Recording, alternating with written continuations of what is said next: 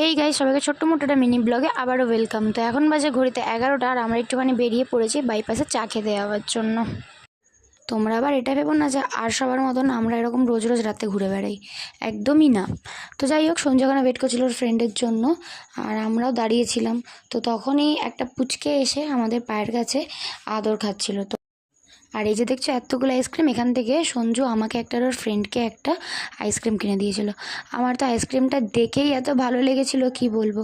আইসক্রিমটা দেখতে খুবই কিউট ছিল, আমার তো দেখেই যা দারুণ লাগছিল।